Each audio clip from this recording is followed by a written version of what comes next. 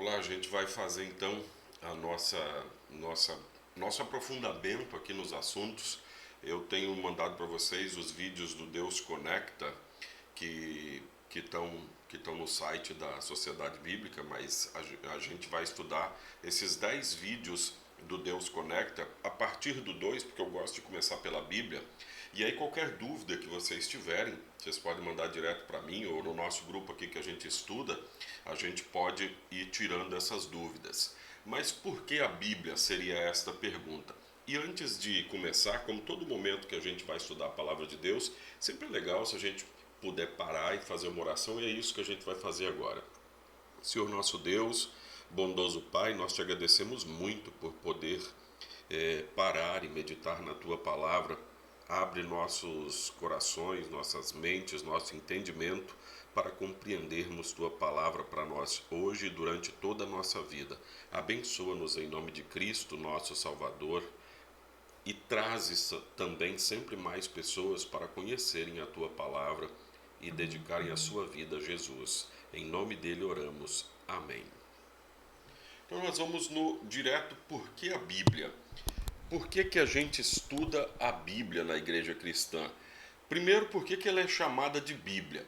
É preciso a gente entender que toda religião tem seus escritos sagrados. Os judeus têm a Torá, que é uma parte da nossa Bíblia, os muçulmanos têm o Alcorão, ou Corão, os budistas têm o Tripitaka, não sei se vocês já ouviram falar, os hindus têm o Rig Veda, e há muito tempo a igreja cristã tem a Bíblia, que foi escrita ao longo de muitos séculos. Mas a Bíblia realmente seria a palavra de Deus?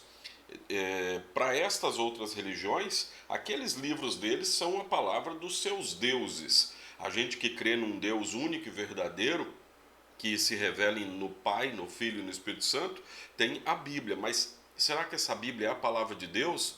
O que é Bíblia, então? A palavra Bíblia vem de uma palavra grega que significa livro. A palavra é biblos. Daí vem também a origem da palavra biblioteca, que é um conjunto de livros.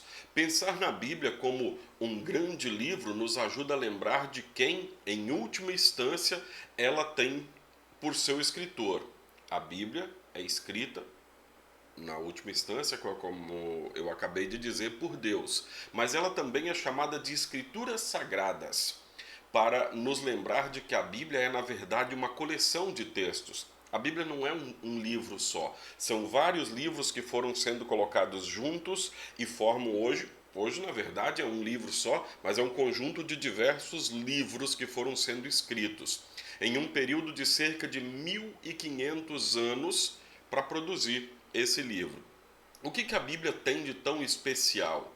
Ela não é só mais um livro comum? Algumas pessoas poderiam perguntar. Existem muitos livros excelentes escritos por mulheres, por homens sábios. Existem muitos livros que não valem nada também, mas existem muitos livros bons. Mas de todos os livros do mundo, a Bíblia Sagrada é única, ela é singular. Ela se identifica como a própria palavra de Deus, a mensagem dele para todas as pessoas de todos os tempos. Eu estou lendo um texto aqui que acompanha esses vídeos que vocês estão vendo do Deus Conecta, e qualquer dúvida vocês mandam para mim. Existe outra razão pela qual sempre damos graças a Deus. Quando levamos a vocês a mensagem de Deus, vocês a ouviram e aceitaram. Não a aceitaram como uma mensagem que vem de pessoas, mas como mensagem que vem de Deus, o que de fato ela é, pois Deus está agindo em vocês, os que creem. 1 Tessalonicenses, no capítulo 2, versículo 13. Por que Deus utilizou escritores humanos? Vocês já pensaram nisso? Por que Deus não mandou direto o texto escrito? Tem gente que diz isso. Por exemplo, os mormons dizem que receberam direto do céu o texto escrito. Na própria Bíblia, a gente tem uma parte que veio direto do céu, os 10 mandamentos, o próprio Deus os escreveu.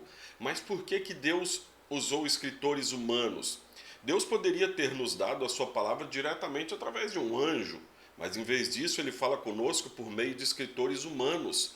Deus deu a eles os pensamentos que expressaram e deu-lhes também cada palavra que escreveram. Por meio desses escritores tão variados, Deus estava agindo, revelando e preservando a sua palavra ao longo dos séculos. Diz o texto de 2 Pedro, capítulo 1, versículos 16 a 21. Nós não estávamos contando coisas inventadas quando anunciamos a vocês a vinda poderosa do nosso Senhor Jesus Cristo, pois com os nossos próprios olhos nós vimos a sua grandeza. Nós estávamos lá quando Deus, o Pai, lhe deu honra e glória. Ele ouviu a voz da suprema glória dizer: Este é o meu filho querido que me dá muita alegria. Nós mesmos ouvimos essa voz que veio do céu quando estávamos com o Senhor Jesus no Monte Sagrado. Assim, temos mais confiança ainda na mensagem anunciada pelos profetas. Vocês fazem bem em prestar atenção nessa mensagem, pois ela é como uma luz que brilha em lugar escuro até que o dia amanheça e a luz da estrela da manhã brilhe no coração de vocês. Acima de tudo, porém, lembrem disto: ninguém pode explicar por si mesmo uma profecia das Escrituras Sagradas, pois nenhuma mensagem profética veio da vontade humana, mas as pessoas eram guiadas pelo Espírito Santo quando anunciavam a mensagem que vinha de Deus. Para você pensar, para nós pensarmos, e se você quiser pode comentar no nosso grupo. Saber que Deus utilizou escritores humanos em vez de anjos afeta a sua visão sobre a Bíblia? Como? Eu não vou repetir as perguntas aqui, como está gravado em vídeo. Você pode voltar um pouquinho e entender de novo, sempre tentar entender de novo, tentar entender melhor, sempre que tiver alguma dúvida. Não há erros nem contradições na Bíblia. Você talvez já tenha visto pessoas te desafiando e mostrando textos que são aparentemente contraditórios ou errados, mas será que existem erros ou contradições na Bíblia? Com tantos e diferentes escritores humanos, e por ter sido escrita em um longo período de tempo, não devemos esperar que a Bíblia esteja cheia de contradições? Veja bem, se a gente começa a escrever, eu estou falando da gente mesmo, uma única pessoa, começa a escrever um livro hoje, abandona esse livro aí por 2, 3 anos e começa a escrever uma segunda parte, sem ler aquela primeira parte que foi lida, certamente os nossos escritos serão muito diferentes em duas partes. Isso porque a gente vai mudando o nosso modo de pensar, o nosso modo de escrever. Uma palavra que eu estou usando muito aqui com vocês, a gente. 10 anos atrás, a gente não diria a gente. Diríamos nós. Nós fazemos isso, nós fazemos aquilo. Mas hoje em dia, a gente usa, a gente faz isso, a gente faz aquilo, a gente muda. Então, se nós individualmente mudamos, como esperar que pessoas de tempos diferentes, de locais diferentes, de conhecimento diferentes, não fossem contraditórios? É até possível esperar isso. Muitas pessoas assumem esse pressuposto de que existem contradições, mas elas precisam olhar a Bíblia mais de perto. A credibilidade e precisão da Bíblia depende de quão meticulosamente Deus estava supervisionando a sua escrita. Veja o que Pedro diz sobre o papel de Deus ao orientar os escritores da Bíblia. Segundo Pedro 1, 20 e 21. Acima de tudo, porém, lembrem disto: ninguém pode explicar por si mesmo uma profecia das Escrituras Sagradas, pois nenhuma mensagem profética veio da vontade humana, mas as pessoas eram guiadas pelo Espírito Santo quando anunciavam a mensagem que vinha de Deus. Deus dirigiu a escolha de cada palavra que foi escrita. Embora na Bíblia se encontrem livros de 40 diferentes escritores de diferentes gerações, Deus estava guiando o que eles escreviam para garantir que a sua palavra estivesse livre de erros e de contradições. E a Bíblia contém expressões antigas e relatos da cultura do Oriente Médio, mas é a palavra da verdade de Deus sendo aplicada a todas as épocas e todas as gerações. Agora, para vocês pensarem um pouquinho, como o envolvimento direto de Deus ao guiar os escritores e dar-lhes cada palavra a ser escrita dá mais autoridade à Bíblia. Como você confia mais na Bíblia porque sabe que Deus estava empenhado diretamente em fazer com que ela não tivesse erros.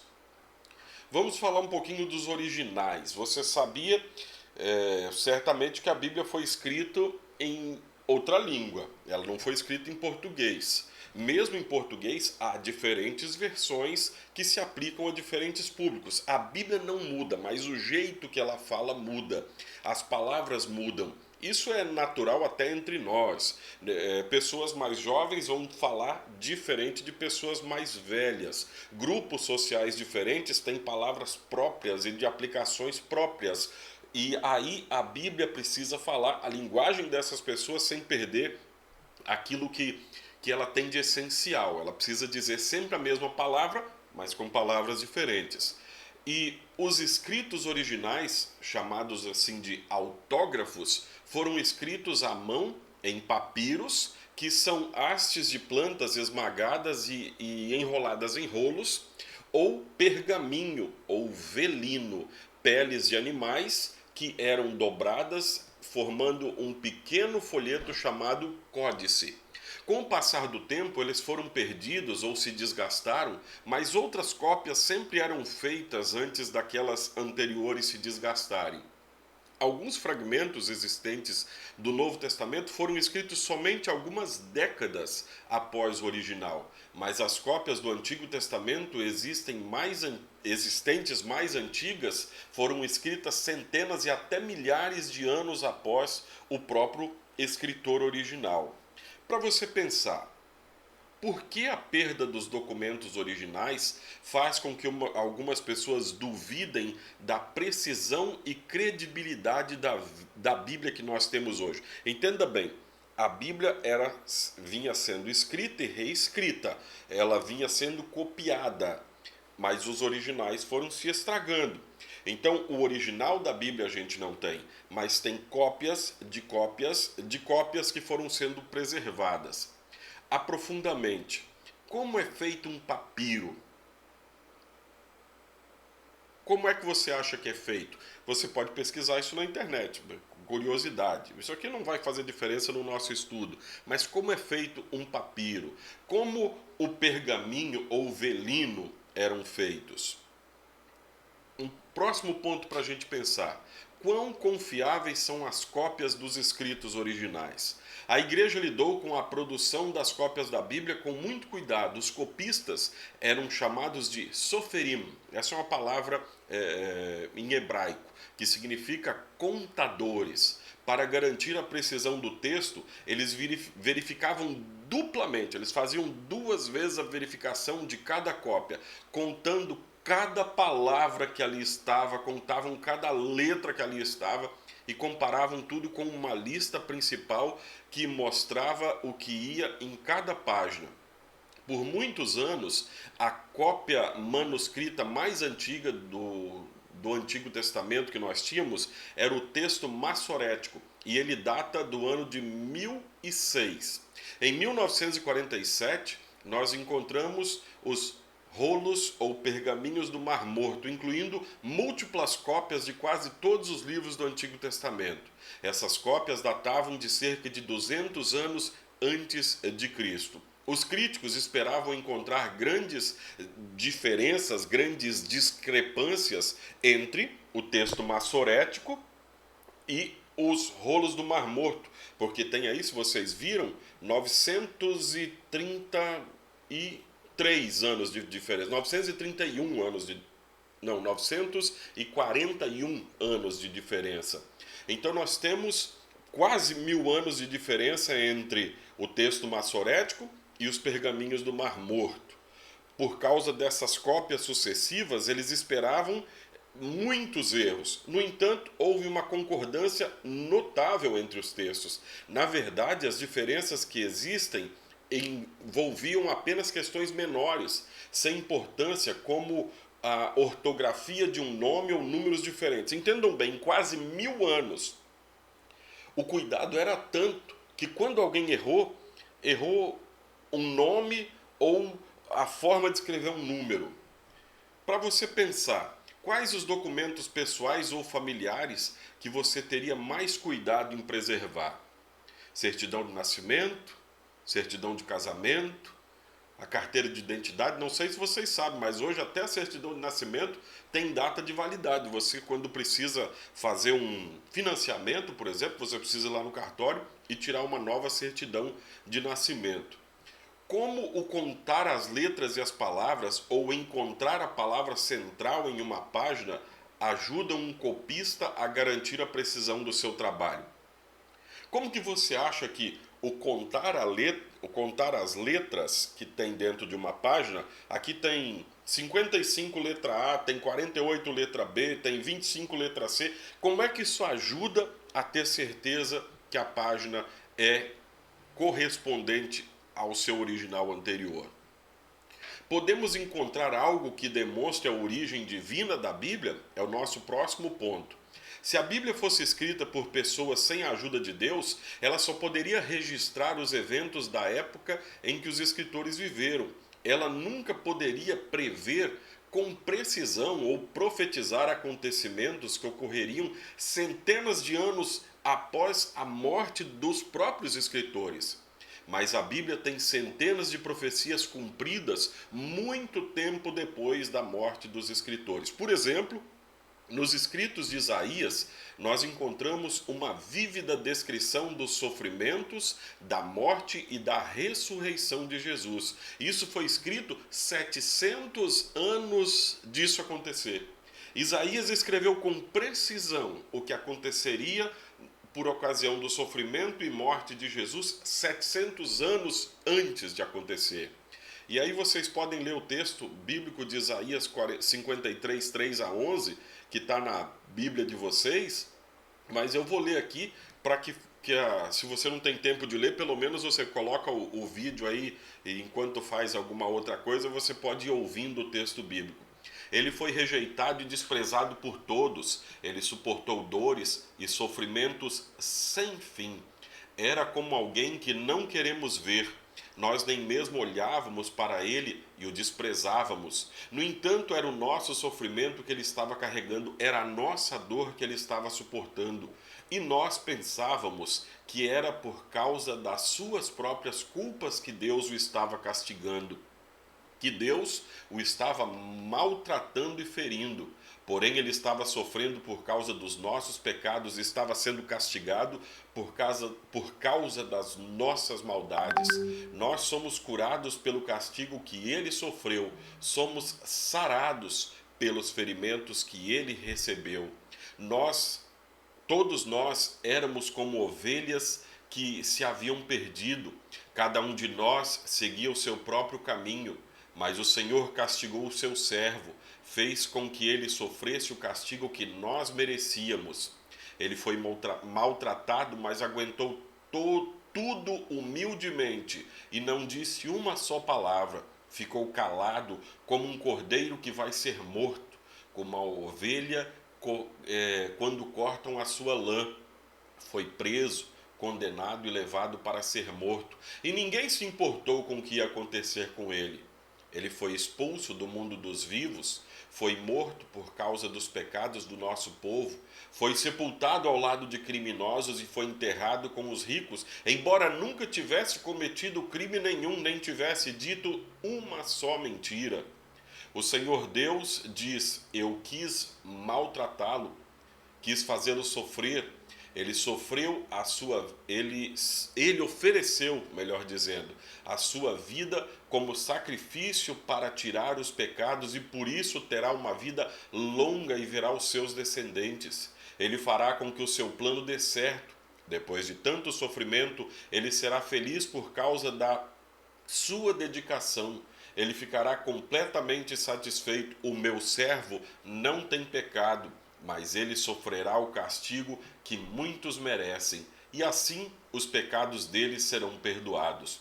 O texto que nós acabamos de ler, que você acabou de ouvir, é apenas um exemplo das centenas de profecias do Antigo Testamento cumpridas em Jesus Cristo. Veja outras profecias, centenas de anos antes de Jesus andar na terra. Jesus, nascido da Virgem Maria, portanto, o Senhor mesmo lhes dará um sinal. Eis que a Virgem concederá e dará à luz um filho e o chamará de Emanuel. Essa profecia está registrada em Isaías capítulo 7, versículo 14. Jesus, o perfeito Filho de Deus, descendente da família de Davi, profecia registrada em Jeremias 23, 5, que diz assim: o Senhor Deus diz ainda: está chegando o tempo em que farei com que de Davi venha um descendente que seja um rei justo.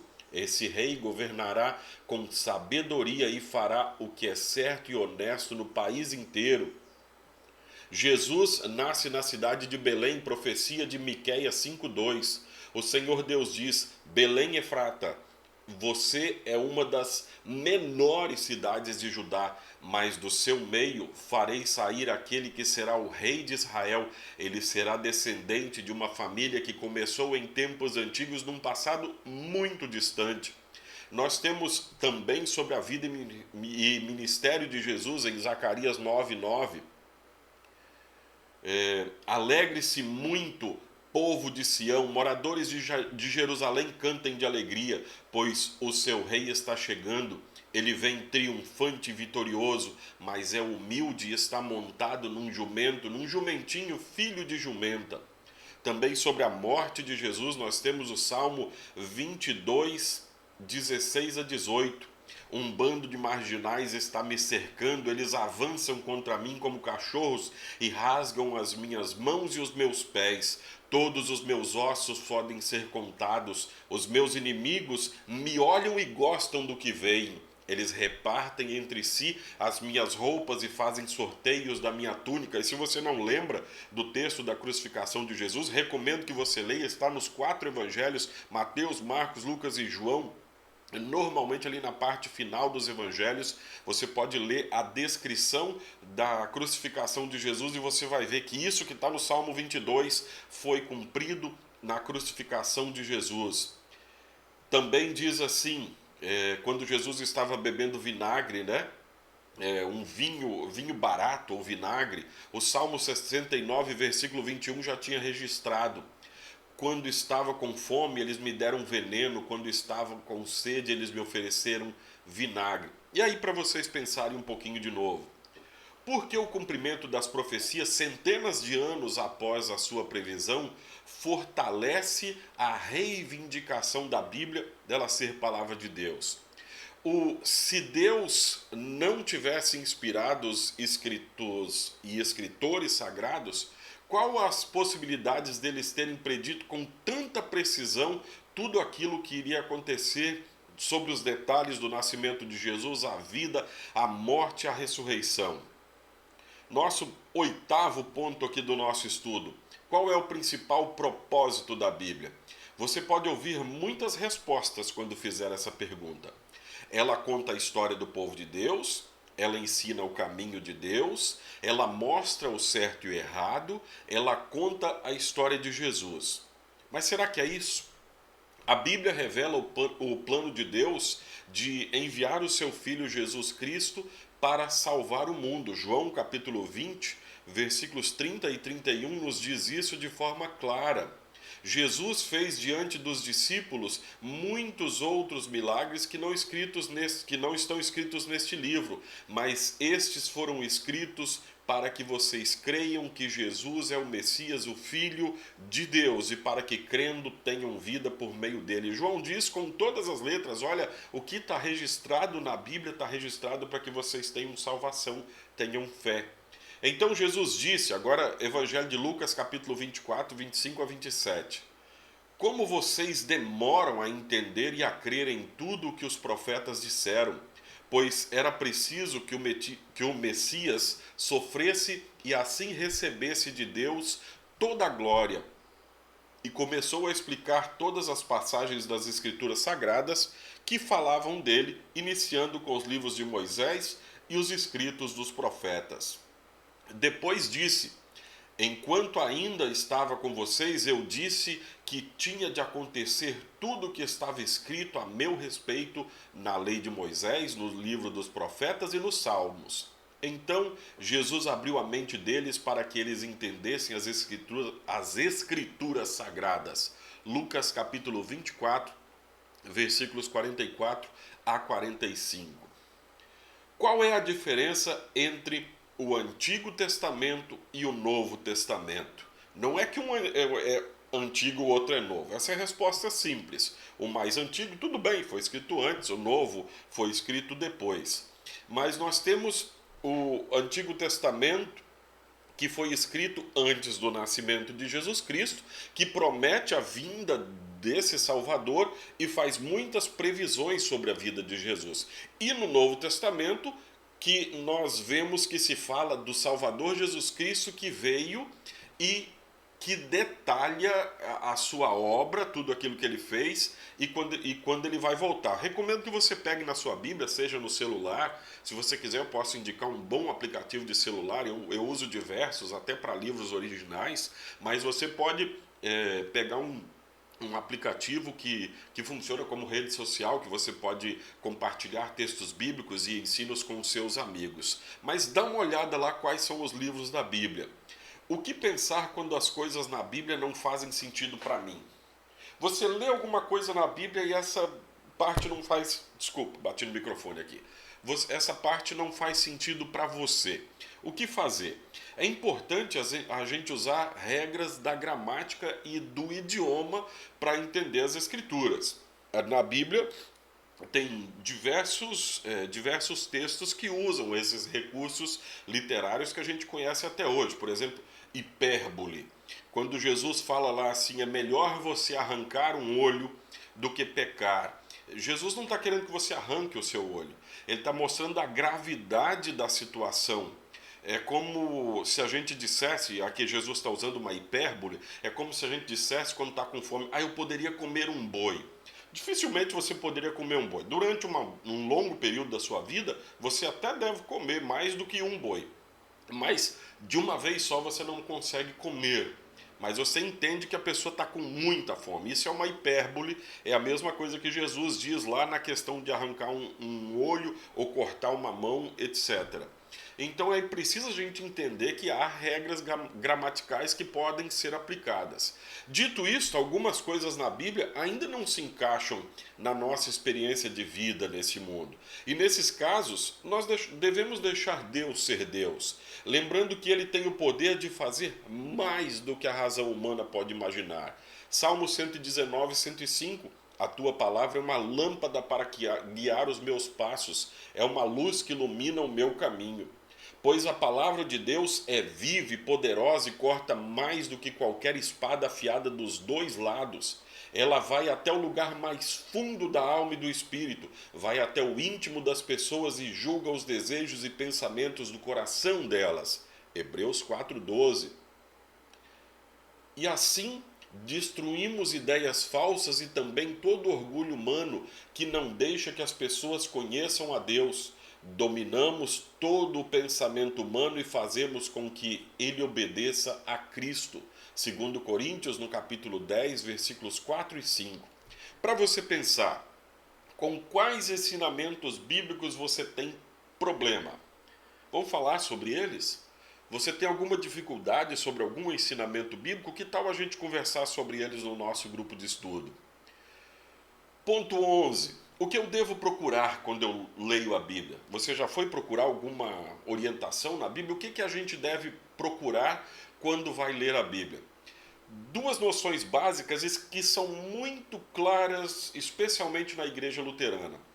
As mensagens básicas da Bíblia são lei e evangelho, mas lei normalmente não é no mesmo sentido aplicado pelo mundo aí fora, E evangelho também não costuma ser usado no mesmo sentido que as igrejas evangélicas usam.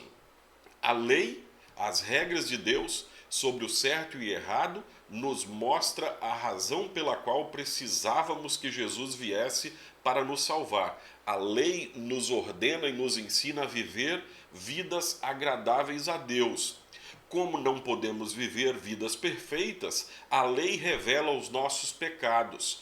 Como violamos a lei de Deus, e mostra o castigo que merecemos por causa disso. Pois o salário do pecado é a morte, nos diz Romanos 6:23. O Evangelho é a mensagem dominante da Bíblia, tanto no Antigo como no Novo Testamento. As pessoas às vezes pensam que Evangelho é coisa do Novo Testamento. Não, cada vez que Deus está se mostrando Salvador, misericordioso, recuperando seu povo, fazendo reconstruir Jerusalém de novo, ali há Evangelho. Evangelho é Deus agindo em nosso favor quando nós nem querendo poderíamos fazer. Ele fala sobre o que Deus fez por nós para consertar os problemas que o nosso pecado causou. O Evangelho nos mostra o amor e a compaixão de Deus ao enviar seu Filho Jesus para ser o nosso Salvador. Ele revela o plano de salvação de Deus para nós, um plano criado e colocado em ação desde o tempo em que os seres humanos se rebelaram contra Deus no Jardim do Éden. O Evangelho conta sobre o nascimento, vida, morte, ressurreição e a ascensão de Jesus, o nosso Salvador. Ele proclama o perdão que recebemos como presente de Deus. O Evangelho declara as promessas de Deus sobre a nossa vida. Ele promete que Jesus está vindo novamente. O Evangelho nos dá esperança enquanto peregrinamos pela vida no lado de cá.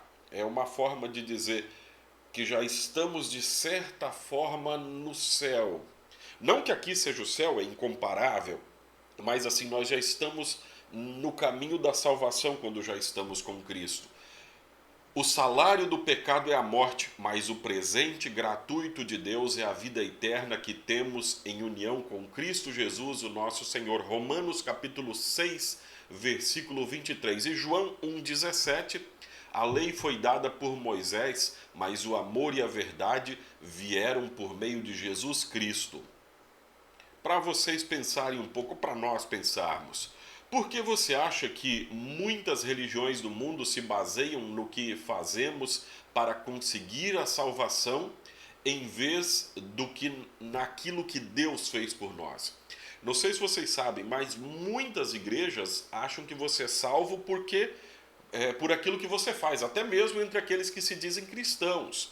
E entre os mais conhecidos, talvez os católicos. Os católicos acreditam que aquilo que você faz ajuda você a ser salvo. Por que é que você acha que tantas igrejas acreditam nisso? De que aquilo que você faz ajuda na salvação. Isso é uma coisa que a Bíblia não diz. A Bíblia diz que tudo que é preciso ser feito para que a gente alcance a salvação, ou que a salvação nos seja alcançada, foi feito por Deus. Mas por que será que existe tanta gente que acredita que você precisa fazer alguma coisa para ser salvo? Porque é tão difícil confessar e admitir que não podemos salvar a nós mesmos de nossos pecados. Que liberdade recebemos quando, sabendo que Jesus Cristo cumpriu todas as exigências da lei, sofrendo por nossos pecados e maldades ao morrer na cruz. Ponto 12. É difícil entender a Bíblia? O que você acha? É difícil entender a Bíblia? Se você está vendo esse vídeo no YouTube, eu estou fazendo essa aula com pessoas aqui da congregação, mas vou deixar no YouTube também, mas se você quiser colocar aí nos comentários do YouTube, a gente pode conversar sobre isso também. Ou você pode me achar nas redes sociais, deixa eu ver aqui, tá aqui. Minhas redes sociais estão aqui. Eu vejo ao contrário aqui no monitor, mas você pode me achar em todas essas redes sociais aqui e pode comentar também. Você acha difícil entender a Bíblia? Tem alguma coisa que você não entende, gostaria de entender? Certamente existe algumas partes da Bíblia que desafiam o nosso entendimento, mas Deus garantiu que a mensagem da Bíblia fosse clara e compreensível para todos. Salmo 119, 130. A explicação da tua palavra traz luz e dá sabedoria às pessoas simples. Mateus 11, 25 e 26. Naquela ocasião, Jesus disse: Ó Pai, Senhor do céu e da terra, eu te agradeço porque tens mostrado às pessoas sem instrução aquilo que escondeste dos sábios e dos instruídos. Sim, ó Pai, tu tiveste prazer em fazer isso.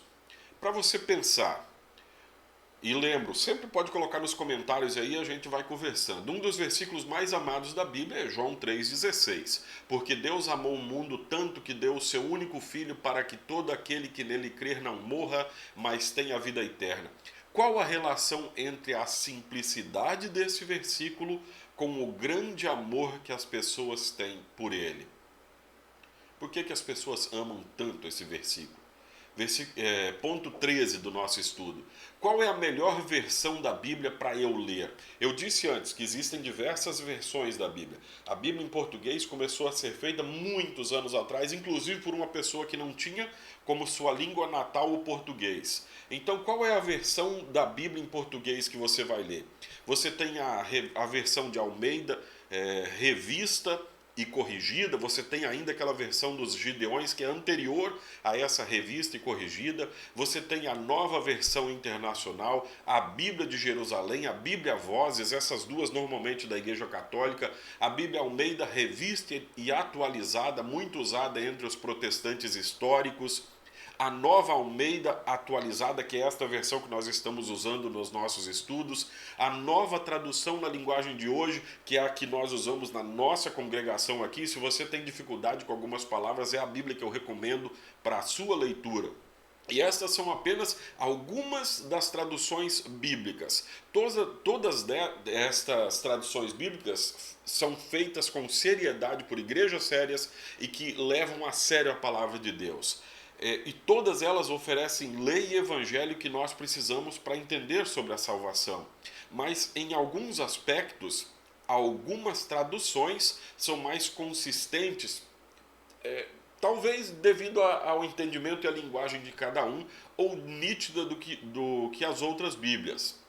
Então, você deveria ver diferentes traduções e ver qual a melhor que você se adapta, qual que você compreende melhor.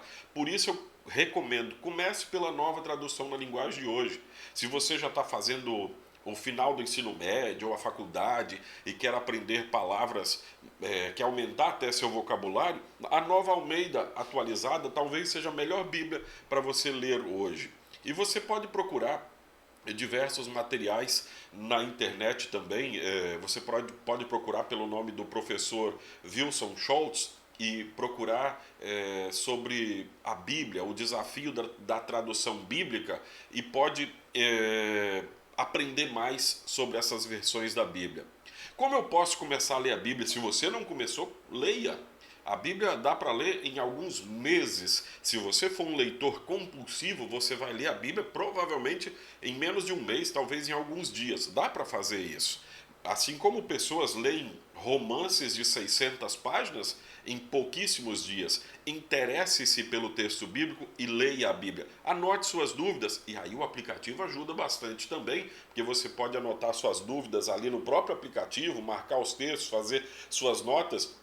E essas notas estarão disponíveis para qualquer versão da Bíblia que você estiver usando. E quando você trocar de aparelho, basta colocar o seu e-mail lá de novo e todas as suas anotações voltam. Como eu posso começar a ler a Bíblia? Não há dúvida de que por séculos de cópias sendo feitas, Deus preservou a palavra dele com um propósito maravilhoso. Ele quer que você conheça a Ele como Deus Pai, Deus Filho e Deus Espírito Santo, um Deus amoroso, por meio de sua palavra. Se você estiver interessado em ler a Bíblia, você pode talvez começar com a seguinte abordagem. É uma sugestão de leitura. Comece lendo os evangelhos, Mateus, Marcos, Lucas ou João, ou os 4. Eu recomendaria você começar por João, e depois você lê Mateus, Marcos e Lucas. Veja as diferenças, como eles enfatizam os assuntos de forma diferente. E neles você vai aprender sobre a vida de Jesus. Depois você lê Gálatas até Colossenses, pega aí na ordem. Esses livros são cartas curtas para os cristãos e estão cheios de ensinamentos para a fé e vida diária. Depois, volte para o livro de Atos. Em Atos você vai ler a história de como o cristianismo começou. Depois você lê Gênesis. Sendo o primeiro livro da Bíblia, Gênesis contém ensinamentos fundamentais sobre a nossa vida e dá uma perspectiva muito ampla sobre Deus. Daí, leia Romanos, no Novo Testamento. Depois continue lendo os demais livros da Bíblia a seu critério. Vai faltar muito livro ainda, mas leia depois conforme você achar melhor. E existem recursos adicionais para alguém que quer se familiarizar com a Bíblia? Leia a Bíblia online, encontre um plano de leitura diário. Nesses aplicativos que eu estou falando, tem planos de leitura diária, que você pode ir lá ler o texto bíblico, ler o texto como um devocional, ler como você achar melhor. E aí nós vamos conhecendo mais e mais a Bíblia. Esse é o nosso estudo sobre a Bíblia. Junto com este aqui, eu vou colocar de novo para vocês que estão no nosso grupo de estudo aqui, eu vou passar de novo o vídeo 2 de Deus Conecta, mas vou colocar também no link aqui, para quem está vendo no YouTube, eu vou colocar o link para que você acesse e veja o livro, o vídeo, desculpem, do Deus Conecta. Eu não vou editar esses vídeos, é para ficar como uma aula que a gente tivesse juntos mesmo. Claro, vocês agora vão ter que reagir de forma escrita, ou me mandem vídeos, ou me mandem áudios, como vocês acharem melhor, a gente vai tirando as dúvidas. Eu só quero com vocês, desculpem, bati no microfone de novo, tem que melhorar essa questão do microfone aqui. Nós vamos falar com o nosso Deus em oração. Senhor nosso Deus, misericordioso Pai, que bom termos a oportunidade de estudar Tua Santa Palavra. Ensina-nos a vivê-la no nosso dia a dia. Em nome de Jesus, o nosso Salvador. Amém.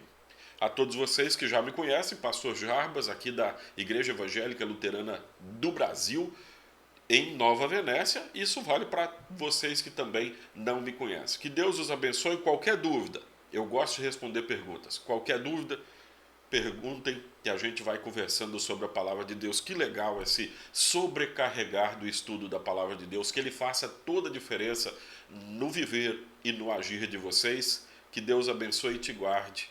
Amém.